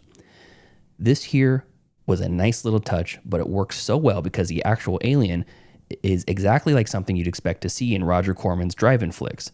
The Deadly Spawn goes a step further because the throwback is certainly here, but it's also nonstop gore, which is what's happening to genre pictures around the time. I'm not sure what type of theatrical release this thing got, but it's certainly much more bloody than the Friday the 13th pictures of the era. One highlight includes a sequence where a poor woman gets the flesh from her face eaten off, and there were countless other scenes of body parts being chewed up. The gore level is actually a lot higher than you normally see in a picture like this, but I'm certainly not going to complain. The performances are pretty much what you expect from a low-budget movie of the era, but none of them are bad enough to ruin anything. There are a few problems with the picture, including several scenes that dragged out too long. I'd say the 81-minute runtime feels a bit long here, but there's still no question that the film really works for what it is. 2.5 stars. Yeah, I agree with that. Oh, very well said, Mr. Elliott. Yes, Michael Elliott, our hero. I think that's going a little too far, but He's an interesting human being. He's doing the Lord's work, is what he's doing. He's cataloging. Yeah, for sure. Do you want to see the behind the scenes? Yeah, sure. Let's take a look here. So this is them creating the creature, or they've already created the creature, and this is not the actual creature, but they're cardboard cutouts to create the shadow effect. Okay. Here, I'll go to the non-studio mode. There we go. Here's the light bulb scene. Hell yeah. You're just over there with the spoon and a bucket of blood. Here's the mom getting her face about to get ripped off. She's got the prosthetic on the side of her face. That's fun. Yeah, that's really cool. Yeah, and this is like a 5-minute behind the scenes film clip that you can find on YouTube. And you can see it's kind of cool because it's got the jittery grain of the film being focused and whatnot. Yeah. Well, that's really neat. Yeah. I want to show you, I want to continue watching this for just a second because I want to show you how they made the creature. Oh, here's the skull. I think this is the skull that Gene Simmons has. Oh, yeah. Yeah. They're oiling the creature right now. There's a couple of practice takes for the kid finding the deadly spawn for the first time. All right. Here's the dad being eaten alive, waving to the camera. Hi. All right. Here's they're simulating her being attacked. And there's the cardboard for the silhouette. Mm-hmm. I love that too. Yeah, this is. Oh, here's the pump for the blood. Cranking the manual crank for the blood pump. Oh, punch. Ugh. That's cool. Oh, look at that. Ain't that so sweet? Yeah. There's the head. Yeah, he's licking the head. Great. All right, here's the creature on fire. I don't remember what part. Oh, is this where they... No, I don't remember this part. Okay, there's the dead dad when he walks in and finds his body with the... Okay, there's their piece. So this is the giant main piece. Yeah. And they made it so big. They made it out of expanding foam, rubber, and like a metal structure that hinged and pivots so they can move the mouth up and down. Yeah. And move the head and necks left and right. But look at this guy covered in red paint right here. His pants are covered in red paint. Jeez. He's literally just out front painting this damn thing. Yeah. And it was so big. I read in the trivia. It was so big they had to cut one of the small heads off to get it in the house and then put it back on once they got it in there. Oh, wow. How fun did this production look? Yeah, that looks like a really good time. Yeah, good times. Yeah. I mean, that's I would love to be on a production like this. You hear that, Joseph? You hear that, Joseph? Yeah. Next, we need to do a gory, goopy sci-fi production. Yeah. I would imagine this probably took like 2-3 weeks to make, though. Shooting wise. Let's see. Any other scenes you wanted to call out? I didn't like that they killed the hot girl. Oh, you want to know why that was? Because you know why? She was scheduled to make it through the entire thing. His girlfriend was scheduled to survive. Yeah. But she got an actual paying gig, so she had to leave. Oh, that I was wondering because the friend who knocked on the door, that was like really abrupt. Yeah. I was like, who is she? And then let me see if I can find that actual. Yeah, the character of Ellen, who's Pete's girlfriend, was supposed to survive until the end. This changed when Jean Taffler, who played Ellen, got another job that was going to make it impossible for her to keep working the movie. As a solution, she was written out of the script in a rather spectacular way by being thrown out the window and her head eaten. Yeah. Yeah, that was a nice touch. I thought what was very strange was that the two adults were the aunt and uncle of the kid, the adult son and the little kid that was there. Yeah. And I don't know why they were visiting, but I remember the uncle was going to some psychologist conference and he wanted to do it like a therapy session with the kid because he thought there was something wrong with the kid. I thought that was a weird thing to include in the movie, but I mean, I guess I think their whole point is that, especially in the '83, it probably was seen as very strange to be into something as what they would consider as macabre, as monsters and creatures and things like that. Yeah, that was like the. That was like you wearing your satanic panic or whatever. Yeah, it was like you wearing your cattle decapitation shirt around your grandma. Yeah. She's like, can we get a psychiatrist or a priest in here or something? What's wrong with him? Can we pray over Tyler? Yeah, I thought that was strange, but yeah, given that context, yeah, that probably makes sense given the time frame. Other than that, I mean, like I said at the top, like it's kind of hard to review these kind of movies because you just have to be there to see it. I mean, we can talk about the low budgetness of it all, but I mean, really, it was charming. The low budget nature was charming. Yeah, it was definitely charming, and it has a lot of character. Well, what I think what sets this apart from the modern low budget movies that are so bad they're good, so to speak, is that a lot of them, they do it on purpose and you lose the charm. Yes. It's really, I don't know. It's really, it almost like feels like my soul is dying a little bit to watch movies like that. Yeah. You're taking an earnest movie and parodying it, to try to capture the lightning in a bottle that is this shitty movie. And this is not a shitty movie. It's just a very low budget movie, and it's a really well done low budget movie. I think it's phenomenal.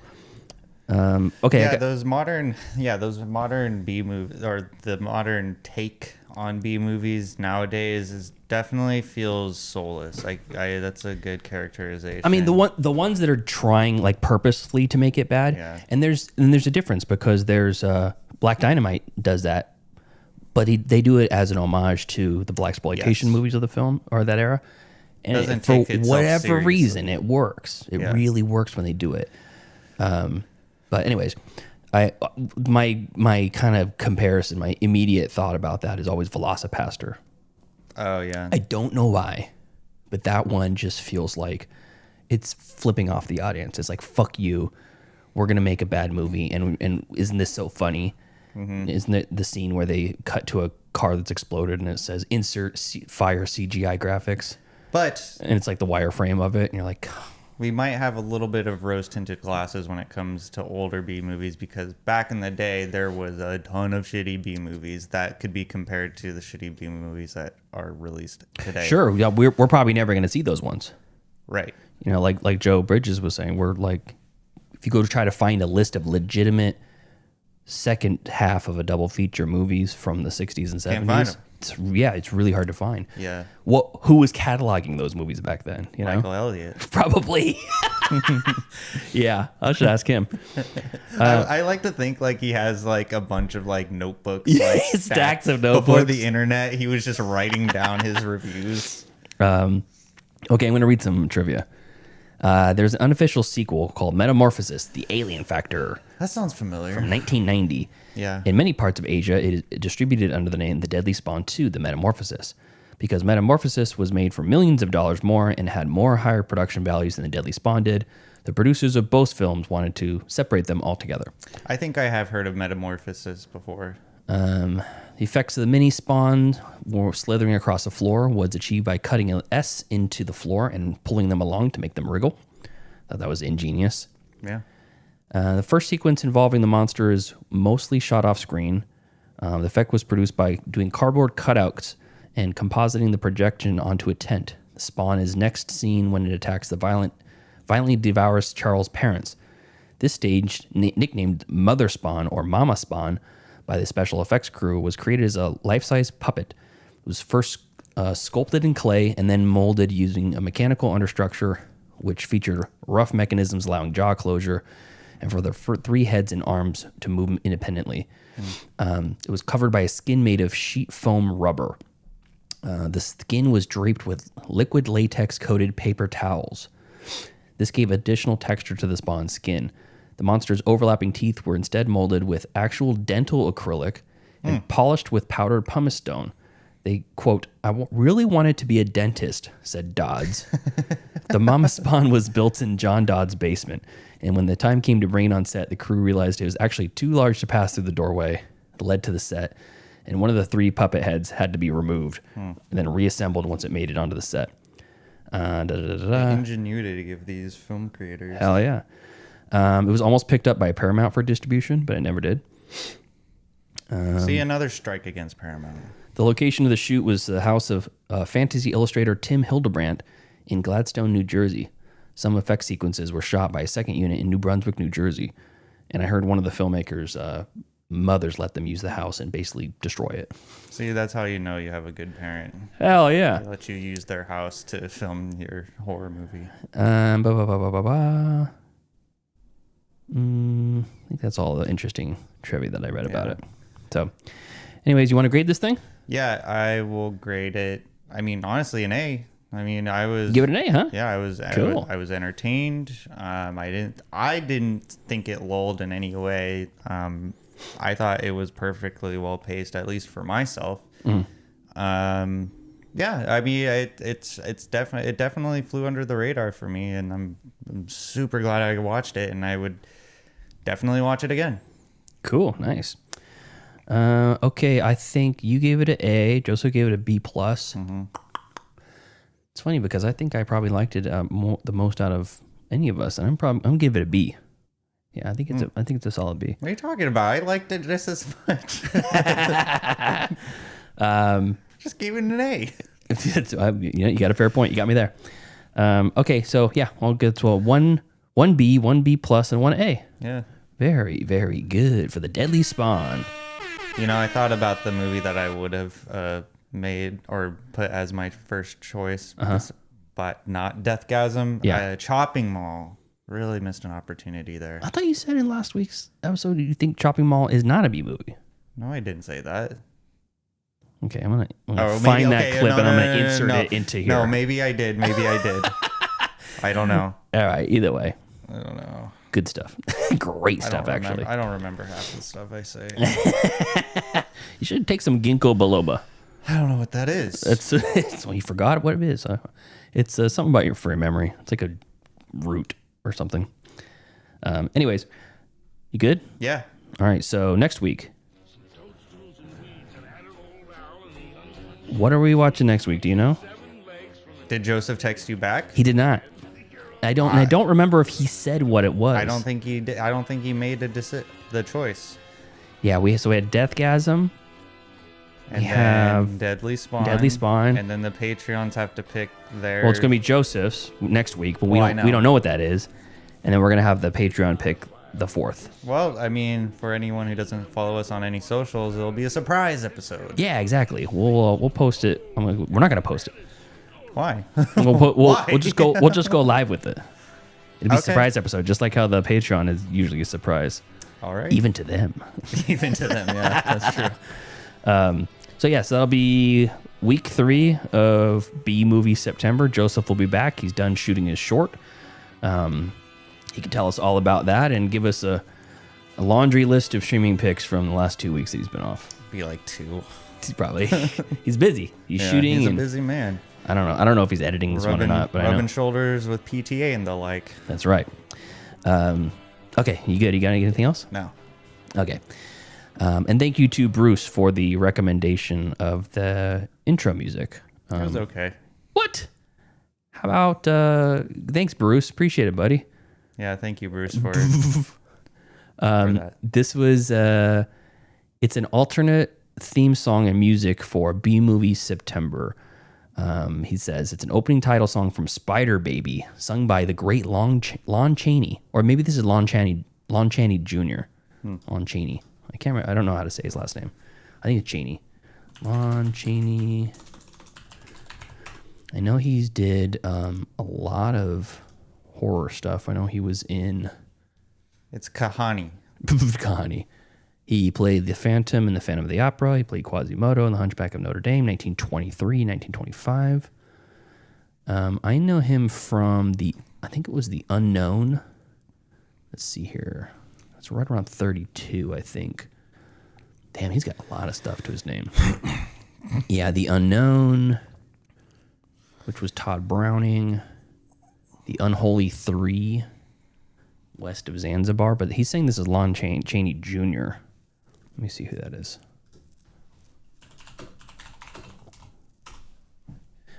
American actor Lon Chaney Jr. He played the Wolfman. Frankenstein meets the Wolfman. Abbott and Costello meet Frankenstein. House of Frankenstein. House of Dracula. Cool. Followed in his father's footsteps. Yeah. Wonder what Lon Chaney or Chaney the Third is up to. Again, I think it's pronounced Kahani. Kahani, okay. You know what? Okay, I can't dispute that. Oh, hey, so we got a new person in the chat. All right. Who's this person? Yuko. What's up, Yuko? Yuko says, favorite movie to come out of Vinegar Syndrome. Vinegar Syndrome? Honestly, most of the stuff that came out of Vinegar Syndrome I was not a huge fan of. What's Vinegar Syndrome? Vinegar Syndrome's that boutique label that basically gives like 4K and ultra loving releases to movies that are underrepresented. You know, like stuff that I think I'd say my favorite presentation was probably New York Ninja, just because it was a incomplete movie they got all the originals for, and they finished the movie for the filmmaker. I heard about that. Yeah. Yeah. Not my favorite movie, but I think it was a great one on its own. Let me just so I can give an answer to our fan Yuko. Vinegar Syndrome. I don't know if they're a fan yet. They're just in the chat, but maybe a new fan. No, I'll make him a fan. Okay. He'll be a fan. How do you know if it's a he? Well, that's a great point. I'll make them a he. There you go. I know none of these movies on right here. I'm telling you, these are movies that a lot of people have never even heard of before. If I have to go based off of quality of movie, I know my immediate one is Miami Connection. Fucking love Miami Connection. We have an episode on that if you want to go back to the old archives and find that. That was a really fun episode and a really fun movie. They have nothing that I've ever seen. I'm telling you, you're not going to know these movies. Very few of them are like... The Beastmaster I saw, that's a movie. That's a movie. That I know. Yeah, no, I don't know any of these movies, so I'm sorry, I can't give you Your RFK Jr. impression was coming out right then. I don't know any of these movies. Very good. All right. Okay, anyways, anything else you want to say before we close out? I don't... I love doing the RFK one. I don't care what Joe Bridges says. I just keep doing it, you know? It's funny as hell to me. I just like to formally apologize to our fans. I won't apologize for that, but no, I have nothing else to say. All right, cool. So thank you to our cool-ass yard duties over on Patreon. That's Javier, Heather, Michael, and Chris. And thank you so much to everyone in the chat who is participating. We got Angry Otter there. Bruce was there earlier. Angie, Tyler's mom, Jamie, the billionaire, Tyler's mom, oil tycoon of Fair Oaks, and our new listener who just popped in, Yuko. Hope you return. We stream this show every Saturday about 12:30 p.m. Pacific time. We go for probably about... Yuko popped in and listened to like 30 seconds. He's like, oh, okay. Yeah, this is all right. Yeah, so it's been 12:30. It's now 2:45. So what is that? 2 hours, 15 minutes or so? And we were tight episodes this time. Yeah. I guess with just two of us now, so. Yeah, and I think we're better. Joseph. I was thinking that last night. I was like, damn, I'm not gonna see him tomorrow. I know. Fucking A. I know. The longing. The classmates. The longing for Navarro. Yeah. So, anyways, let's see here. Angry Otter says, they lie. They stream whenever Tyler wakes up. Oh, if only you knew, Angry Otter, that I get up really early. Like 3 in the morning. Yeah. So anyways, if you want to support us on the Patreon, just like our cool ass yard duties, our top tier donators, you can do so at patreon.com/middleclassfilmclass, or you can just watch on the YouTube channel or recommend the channel to some friends. We just passed 1,200 subscribers. It's kind of cool. We're going for 2,000. It's going to be a while till we get there, I think. Yeah. But huge milestone for our friend Jack. It's the motherfucking MCFC podcast. Our YouTuber friend from the other side of the world. 5,000. Hit 5,000 subscribers. Hell yeah. Andy released a new video on The Long Walk. That's right. So if you like horror movies, if you want to see all the traps from the Saw franchise ranked. Go over Let's Crash This Parade, all one word, on YouTube, and follow Jack. And then watch our video twice so we get more views. Yeah, make him 5,001 followers. Yeah. So, all right, until next time. Thank you for joining us today as we review The Deadly Spawn, movie number 2 of B Movie September. Follow us next week as we review Joseph's pick, whatever that is. We don't know. We don't know. He might have said it on air. I have a feeling he might have said it on air, but we just forgot. No, I don't think he did. All right. Either way, we'll figure it out. Follow us on Facebook, facebook.com/MCFC podcast, and send us an email, mcfcpodcast@gmail.com. And follow us on Instagram at Middle Class Film Class and on TikTok at Middle Class Film Class. That's right. So thank you, everybody, once more time. We'll see you next time. See ya.